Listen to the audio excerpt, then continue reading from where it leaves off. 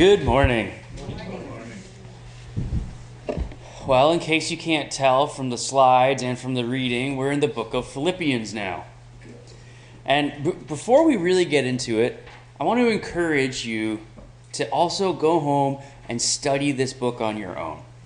You know, just as in the last sermon series with the story and the books we gave you, we wanted you to engage the scriptures yourself as well. And not just listen to what I have to say about it, but to study it for yourself. And so I want you to go home and read Philippians for yourself. It is such a good book. And there's some great resources out there. There's something called the Listener's Commentary on Philippians. You can find it and listen to it for free. It is a great resource that I rely on. And there's other commentaries and easily accessible books. Just, don't just take my word for it. Really study Scripture yourself. Now, I have a bit of a confession. Sometimes I think about myself a little bit too much, or maybe a lot too much. I mean, I can see my wife smiling, and I don't know how I feel about that. I have a real tendency to dwell on my circumstances in that moment. You know, if I'm in the middle of a disagreement with someone, it's all I can think about. Or, life is so expensive, these bills, I can't afford to go buy that thing that I want that I don't really need, and I'll get down on it. Or one that really bugs me is I have plans, and then they change on me suddenly. And then I get really annoyed about that and have a hard time moving past it for a while. Sadly, I have a problem with really letting circumstances affect my mood. There are times where I will get mopey and moody when something goes unexpected. Or, my wife could tell you I'll get kind of grumpy, maybe even snappy. Or I'll disengage and kind of be in my own head and just ignore my family and just focus too much on myself and on my circumstances. And sometimes I take those things way too seriously. And maybe some of it comes from my struggle with OCD that I've mentioned in the past, but I think more of it comes from a problem with self-centeredness than anything else. I just think too much about myself.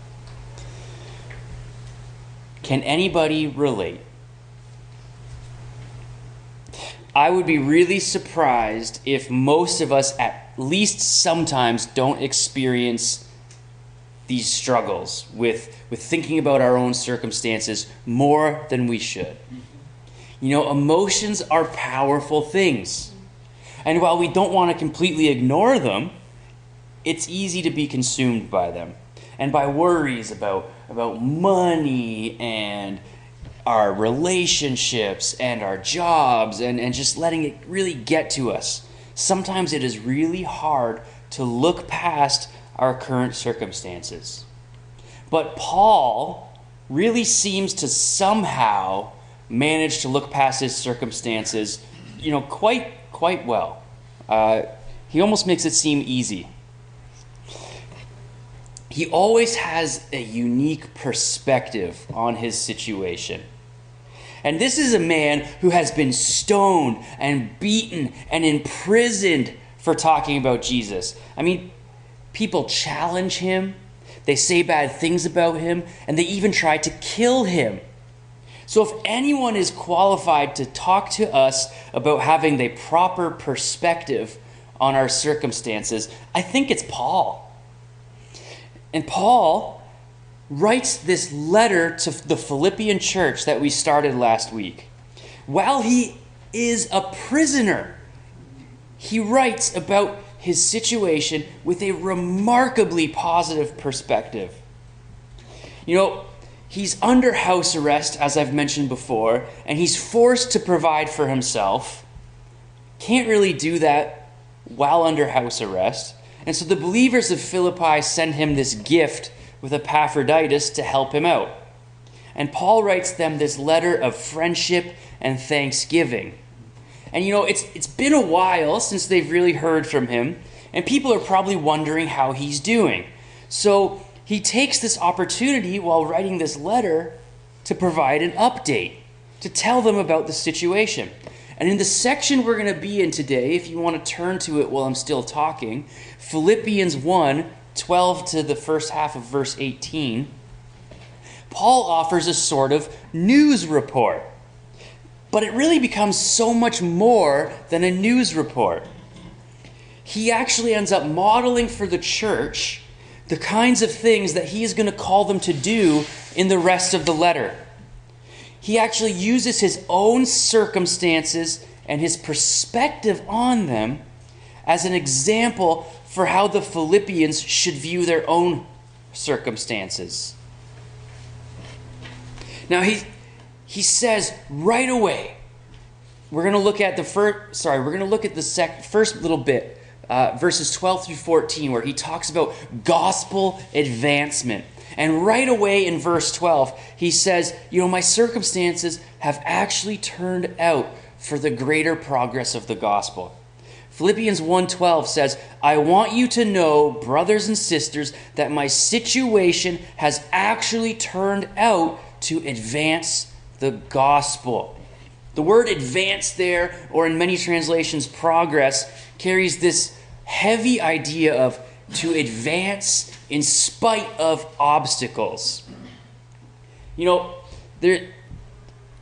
I heard a great illustration here where a man named John Whitaker said, think about those movies where you see people in the jungle, in the Amazon. They have a machete. They're trying to get somewhere. There's no path, and they're just trying to hack their way through. And it is slow going, but they are making progress in spite of those obstacles. Ruth might have experienced something like this over in New Guinea, or, just trying to make her own path through the jungle. I don't know. Maybe ask her about it. But it's kind of like that. There are these heavy obstacles in the way, but he is just pushing his way forward in spite of them. Now, Paul, a traveling apostle, is in prison. Talk about an obstacle, right? This is almost comparable to a concert pianist having his hands tied behind his back and then being told, hey, go play a show. How can he possibly do what he's been called to do? Well, Paul says, contrary to what you might actually think, my imprisonment for preaching the gospel has actually helped to advance the gospel. Mind blown for me, right? We should really pay attention from this point forward that in his update about himself, it actually turns into, instead of telling about how he's doing, telling how the gospel's doing. Paul is so caught up in the gospel and in his vocation, his calling to preach the gospel, that it seems as though if the gospel's doing well, he's doing well, even if his personal circumstances aren't great. And so now Paul goes on to say in verses 13 through 14, there are two ways that my imprisonment have helped to advance the gospel. So verses 13 to 14 say, the whole imperial guard and everyone else knows that I am in prison for the sake of Christ. And most of the brothers and sisters, having confidence in the Lord because of my imprisonment, now more than ever dare to speak the word fearlessly. So Paul says the first way my imprisonment has helped advance the gospel is that my reason for being imprisoned has become well known. He is imprisoned for the sake of Christ. He is imprisoned for his connection with Jesus. And it has become well known throughout the imperial guard and everyone else. This is, as I've said before, this is likely Paul's Roman imprisonment.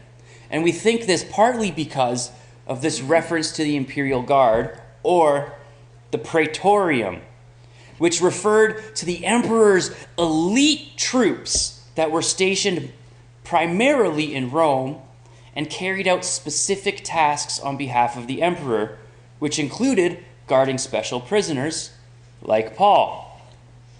And so now we have to remember, Paul is in house arrest, which means he also has a guard chained to him day and night. We read about that in Acts. And Paul, he receives a lot of visitors. Different people from the church coming to visit him, and people from the Jewish synagogue coming to hear about what he has to say, what this gospel is. And so Paul has this guard chained to him who would be forced to listen to him explaining the gospel. Would they be forced to listen to him walking through scriptures and explaining Jesus as the Messiah and his death and resurrection? Knowing Paul, he probably would have viewed this guard as a captive audience who can't get away from him. And they'd be forced to listen to him explaining why Jesus is the king. Now, something to understand is the soldiers would have been used to what you could call the gospel of Caesar. The supposed good news that this new emperor had taken the throne and was bringing, or so he claimed, peace and justice to the world. Now, Paul comes along and he's announcing that there's a different gospel, a better, truer gospel. This Jesus of Nazareth has taken the throne of the world and is now calling everyone, including the emperor, to bow their knee to him. Needless to say, the imperial guard would have been pretty shocked by this. They would have been very incredulous. Now imagine what happens when the guard duty changes. The guard on shift with Paul gets swapped out with a new guard, and they go back to the barracks. Can you imagine what he's going to say to the other guards? I'm guarding this Jewish prisoner who actually thinks that this Jewish rabbi that was executed under Pilate 30 years ago is risen from the dead and is the real king of the world. I mean, doesn't that sound crazy? And can you imagine the gossiping and maybe the laughing and maybe the thinking about it in the quiet hours too. Paul doesn't say that they're coming to faith, but he says they all know about it. And guards, they gossip, and so it spreads. And on top of that, he says not just the guards, but everyone else. And that probably refers to the members of the emperor's household, where the Praetorian Guard would have been primarily stationed. So they're going back to the barracks, they're talking about what Paul said. They're talking about what Paul said when they're on duty in the palace with the servants and things. They're spreading this because it's so strange, right? And so you can't help but talk about it. And so Paul says, the news about the Messiah has spread in the very heart of the empire. In the headquarters, the nerve center of the empire, these people are learning about why Paul's in prison. They are learning this gospel. Whether they believe it or not, they all know about it now. And so Paul says there's also a second way that this imprisonment has helped to spread the gospel or to further its advancement. And that is because people are becoming more courageous about speaking the word of God. He says in verse 14 that his imprisonment has inspired the believers in Rome to share the word. He said, you can just see them thinking, well, if Paul's in prison for it and he can't preach it right now, well, I could certainly tell my neighbor about it. If Paul's in prison and can't preach, I could certainly tell the other ladies when I go to the laundromat. Or if Paul can't preach and is in prison for it, I can certainly tell the other guys at the public bath or at the gym or, when I'm shopping in the marketplace or the grocery store. Paul's imprisonment has stirred the believers up and given them confidence and faith in Jesus. He says they have far more courage to share the gospel. In many translations, in the one I used, it's fearlessness. It literally means they are far more daring. They are far more daring in speaking the word. They are taking greater risks to speak the message about Jesus. And then Paul goes on in verses 15 to 18 to say, there is something kind of negative happening, but he refuses to let it discourage him or change his attitude. So we'll start with verses 15 to 17, which read, "Some, to be sure, are preaching Christ from envy and rivalry, but others from goodwill. The latter do so from love, because they know I am placed here for the defense of the gospel. The former proclaim Christ from selfish ambition, not sincerely, because they think they can cause trouble for me in my imprisonment. Some people are preaching the gospel with bad motives, and some with good motives." Paul says the people with the bad motives are preaching out of envy and rivalry, out of selfish ambition and strife. This rivalry. And the people with good motives are doing it out of goodwill. They do it out of love for Paul and Jesus and the gospel, and they have good hearts and good motives. But then he goes on to say, back to those guys with the bad motives, preaching out of rivalry. It's selfish ambition. They're doing it to try and cause me distress. Selfish ambition literally means rivalry. And this word is used very often in the political context in Paul's day to describe rival parties. It's used to describe the way rival parties are always working an angle to get ahead and put the other party down, using someone's negative circumstances to their own advantage.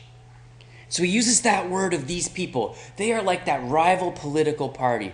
They are trying to use my negative circumstances to their own advantage. Maybe they want to make Paul feel bad that they're out there preaching and he can't be. Or maybe they want to make Paul feel bad that their reputation and their following is growing, but his isn't. But you know what? Paul says, it's not working. He has the most amazing response. He says in verse 18, "What is the result? Only that in every way, whether in pretense or in truth, Christ is being proclaimed. And in this I rejoice." Paul says, so what? What now? What's the result? They have this selfish ambition. They're trying to hurt me, and they're preaching the gospel as a way to hurt me, but so what? How would we respond? If someone's out there doing something and they're trying to cause you distress, how would you respond? Would you say, so what? I wish that I could say that I would. But that's hard. Paul, however, says, so what? It doesn't cause me any distress. It only matters to me that Jesus is being proclaimed. I don't care who gets the credit, and I don't care about their reason for proclaiming Jesus. I just care that they're proclaiming him. And Paul says he will rejoice that people are learning about Jesus. Now, think about that for a second. He cares so much about the gospel. That he just doesn't care about his own circumstances or about people trying to hurt him. I have some more to say about that, but we're running out of time. So I'm just going to say, Paul used his own circumstances to model the perspective and attitude that he wants the Philippian church to have, and by extension, for us to have. He models it in two ways. First, he has a greater concern for the well-being of the gospel than for his own well-being. And that's what he wants for us.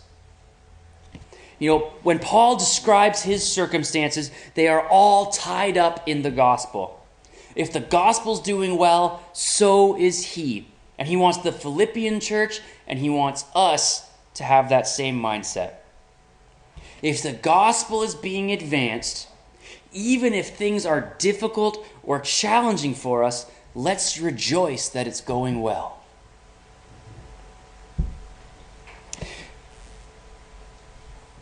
Are you maybe at a job where you are having the opportunity, or some other situation, maybe not your job, some relationship, something, where you have the opportunity to share the gospel?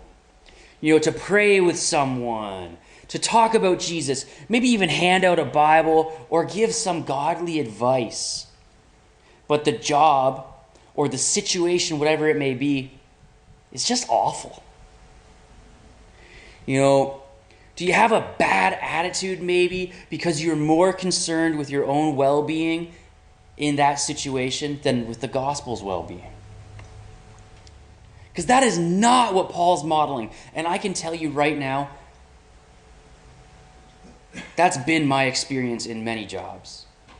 One of my last jobs before being hired by the church was as a mechanic. And I was surrounded by a lot of people, rough people, who talked in a lot of, in ways that I would never want to repeat. But God came up a fair bit, and I actually had a lot of opportunities to talk about God. But rather than rejoicing that I had the chance to share the gospel, I struggled with, this environment's hard, this is difficult.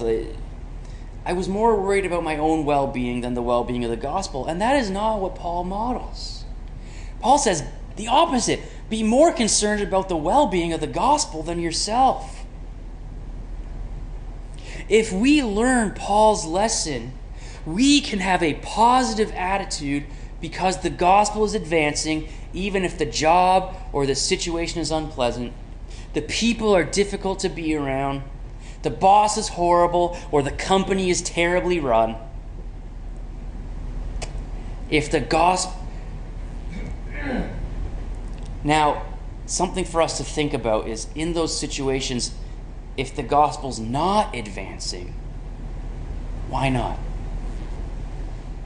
Now, a second thing Paul modeled was an unwillingness to be angered or moved to personal vengeance by people's proud, selfish, or even anti-Paul or anti-me motives. Paul says they may be out to get me, but they're preaching Jesus, and I'm happy about that, and I rejoice. Now, this doesn't mean he just sits and takes it for no reason. I'm fairly sure if Paul had an opportunity to sit down and speak with his people, he would probably challenge them and call out their motives in some way. But he is not going to get worked up by it or develop a personal vendetta or a grudge because they've spoken badly about him. We need to develop Paul's attitude. When we do a lot of work in a ministry or in our jobs and someone else stands up and takes the credit, or when we work hard and are volunteering and giving our time at the church or somewhere else, and someone steps in and takes the credit, we don't get noticed, but they do, and we're the ones doing all the work. Or people are talking about you behind your back at work. Did you hear about so-and-so? Did you hear about Bruce? Did you hear about Vern? Did you hear about Ross? Did you hear about Leslie? They keep talking about Jesus. They're kind of weird. They keep talking about God's love and his forgiveness. They should really just keep that to themselves. Maybe let's make their lives hard. Let's give them a hard time. Or let's get them in trouble at work for talking about Jesus. Those people are complaining. But Jesus is still being talked about. So, what should you do there?